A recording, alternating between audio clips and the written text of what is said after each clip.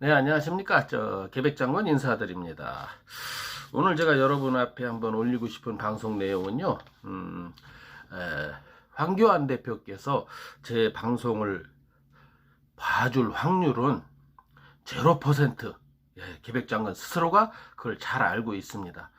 그러나, 하고 싶은 말은 하고야 말아야 되는 저의 성격상, 한번 여러분 앞에라도 저의 생각을 한번 말씀드려보는 바이며, 저의 생각이 잘못된 생각인지 바른 생각인지 여러분들께서 댓글로서 저에 대한 판단을 해주시면 대단히 감사하겠습니다. 예. 우선 홍준표 대표와 홍준표 전 대표와 지금 황교안 현 대표의 얘기인데, 홍준표 대표께서 지난번 기자회견을 통해서 나는 그렇게 섣불리 탈당을 할 수가 없다. 당대표를 2번씩이나 지낸 사람이 대통령 후보까지 지낸 내가, 그러니까 이제 마지막 어떤 최후의 통첩장을 황교안 현 대표에게 보낸 게 되겠죠. 이제 답을 달라고. 저는 이 답에 대해서 빠른 답과 또 바른 답을 황교안 대표께서 홍준표 대표에게 주시기를 간곡히 부탁드리는 바입니다. 말인즉슨 우리가 장난삼아 치는 카드놀이에서도 친구끼리 나쁜 패를 벌이지 않습니까? 또 좋은 패를 벌이는 바보가 어디 있습니까? 하물며 이번 4.15 총선처럼 중요한 선거에서 지금 구군이 달린 선거라고 하지 않았습니까? 제가 대한민국이 공산주의 국가가 되느냐, 자유민주주의 국가를 유지하느냐, 이것은 입법부에 달렸는데, 행정부, 사법부 이미 공산화 됐고요. 마지막 남은 입법부에 달렸는데, 이런 상황에서, 이런 급박한 상황에서 홍준표와 같은 빅카드를 벌인다는 건 이런 이런 자충수가 어디 있단 말입니까? 예, 정말 한마디로 말문이 막히는 거죠. 물론 또 김태호 같은 전 또 역시 경상도 남도 도지사를 지낸 이런 인물들을 왜 컷오프 시키는지 도대체 미래통합당의 공관위를 이해할 수가 없는 바입니다. 황 대표가 이런 식의 모습을 보이면 본인의 의사가 내재가 됐든 안 됐든 간에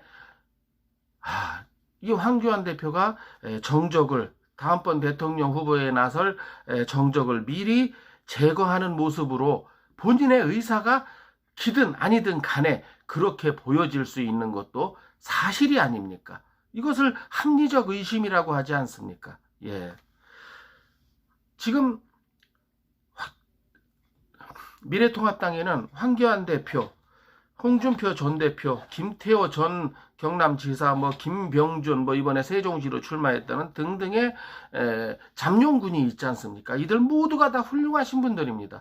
또 모두가 한 분 한 분이 다 소중한 미래통합당의 자산이 아니겠습니까? 그리고 이분들 모두가 대권을 꿈꾸고 있는 상황에서 이번 선거에서 공천 과정에서부터 컷오프 시키는 모양으로 가지치기나 줄기치기를 하는 모습으로 비춰진다면 정말 제1야당의 당당한 모습이 아니겠지요. 정말 당당하다면 공관위가 이번 결정, 황교안 대표, 김태호 전 경남지사에 대한 컷오프를 회수하고 다시 걷어들이고, 이런 미래통합당의 진짜 자산 중에 자산인 이런 두 분을 다시 원하는 곳에 출마시키는 게 바람직하지 않나 생각합니다. 서울 험지론을 얘기하지만 그것이 험지가 일전에도 말씀드린 것처럼 어찌 서울만이 험지고 수도권 경기요, 서울 경기 인천을 합친 그것만이 험지란 말입니까? 경남 부울경 무지무지하게 험지지요. 전부 다 뺏겼잖아요. 지방자치단체장부터 시작해서 이런 곳에서 홍준표 대표와 김태호 전 경남지사의 어떤 벨트를 형성해서 바람을 일으켜서 속된 말로 옛날 김영삼 시절처럼 한번 부울경에서 싹쓸이를 한번 해볼 수 있다면 이런 시도를 왜 안 해보는지 이해를 못하겠다는 것입니다. 저 계백장군 생각은. 그래서 지금이라도 늦지 않았습니다. 아직도 공관위가 결정을 했어도 재심이라는 과정도 있고, 또한 모든 결재권을 가지고 있는 황교안 대표께서 큰 그릇으로서 큰 그릇이 되기 위해서 좋다.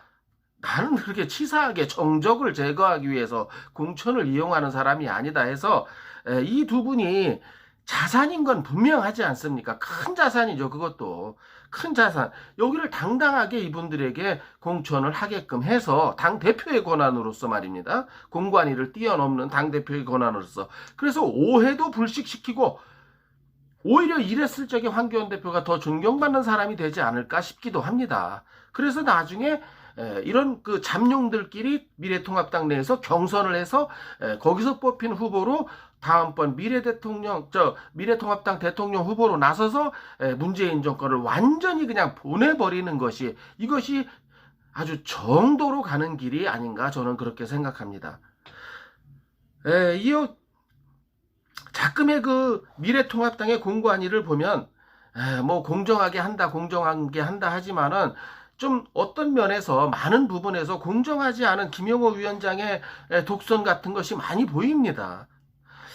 정말 대표께서 말씀하신 것처럼 막천까지는 아닐지라도 사천을 하고 있다는 느낌은 들어요. 자기가 좋아하는 사람을 공천하기 위해서 아니 무슨 국회의원 후보가 장기판에 쫄도 아니고 자기가 좋아하는 사람을 공천하기 위해서 나머지 그 지역을 원래 지역구로 삼고 있던 사람을 뭐 느닷없이 동대문으로 옮긴다든지 뭐 안산으로 옮긴다든지 그것도 또 가서 경선을 하라든지 자기가 그 친한 자기 사람을 심기 위해서 이런 건 아주 보기 안 좋은 지금 미래통합당의 모습이거든요.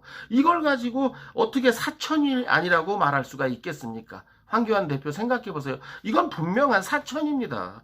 거기다가 지금 외부에서 들어오는 인사들은 전부 공천하고 있잖아요. 무슨 주장이 이거예요. 합당의 정신을 운운해가면서 그러면서 외부에서 들어온 인사는 공천을 해주고 막상 당을 지켜가면서 당에서 개고생을 한 인사는 전부 컷오프 방식으로 가는 게 이게 무슨 경우냔 말이죠. 좀 이해가 안 가는 속된 말로 날라온 돌이 박힌 돌을 쳐내는 격이 아닙니까? 이런 건 아니죠. 그리고 오고 갈 수 있어요. 바뀔 수도 있고. 그러나 바뀔 사람이 있고 전략 공천적으로 이 사람은 죽었다 깨나도 공천을 해야 돼. 그게 바로 홍준표 대표인 것입니다. 이걸 미래통합당 공관위에서 왜 그렇게 인식을 하지 못하는지 참 이해하기 힘들고 어디 무슨 어느 지역에 경남 어느 지역인가는 76세가 된 어떤 분을 제가 지금 조남이 생각이 안 납니다만은 단수 공천을 했다고요? 예, 맞습니다. 76세면 어떻고 86세면 어떻습니까?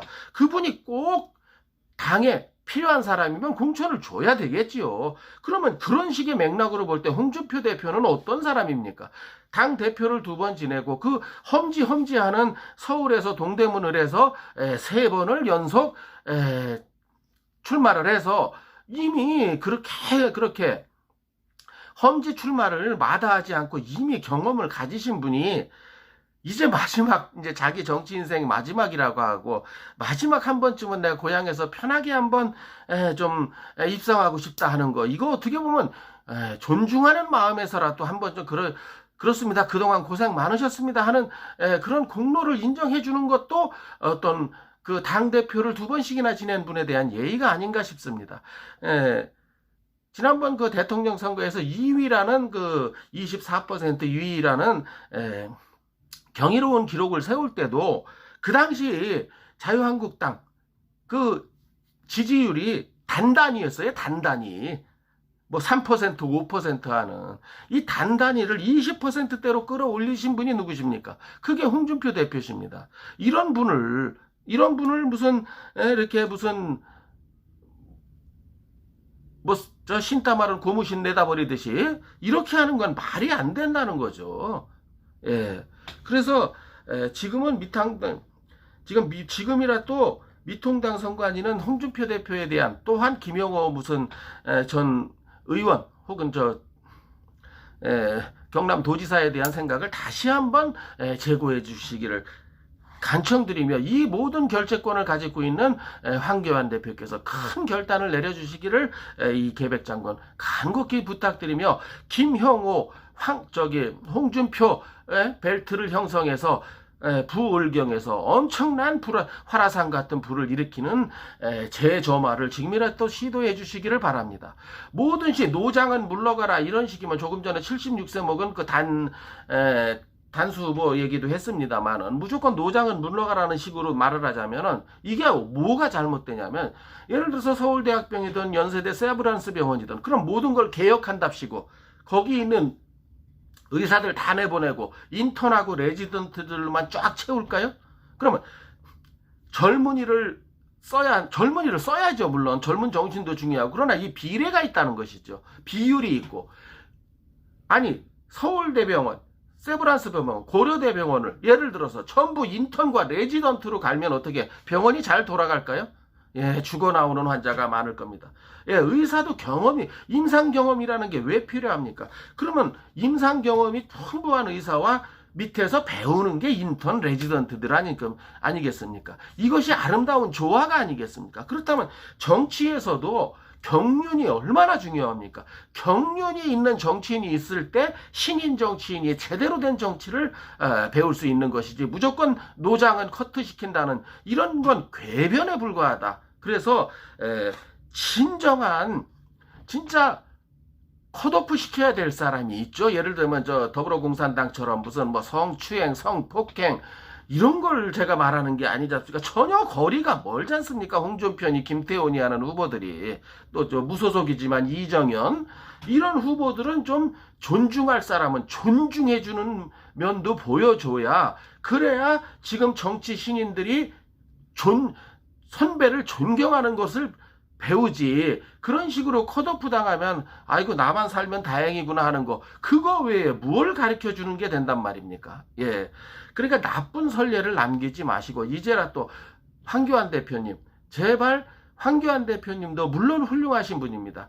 그러나 정적을 선거를 이용해서 공천이라는 과정을 이용해서 제거했다는 오해를 푸시고 또한 나는 정정당당하게 정도를 가는 사람이다. 그것이 또 제1야당 대표의 바른 모습이기도 합니다. 그리고 홍준표 대표, 김태호, 뭐 김정준이야, 출마가 허락을 받았다지만은 이런 그 당내에 있는 어떤 그런 빅카드, 빅 인재들을 갖다가 이렇게 존중심 하나 없는 정도가 없는 제가 여러 번 말씀드렸습니다만 장사에도 상도덕이 있는데 정치에는 왜 정도가 없다는 것입니까? 정치의 정도를 지켜주시기를 황교안 대표님께 부탁드리면서 홍준표 대표의 요구에 빨리 긍정적인 답변을 해주실 것을 간곡히 요청드립니다. 예.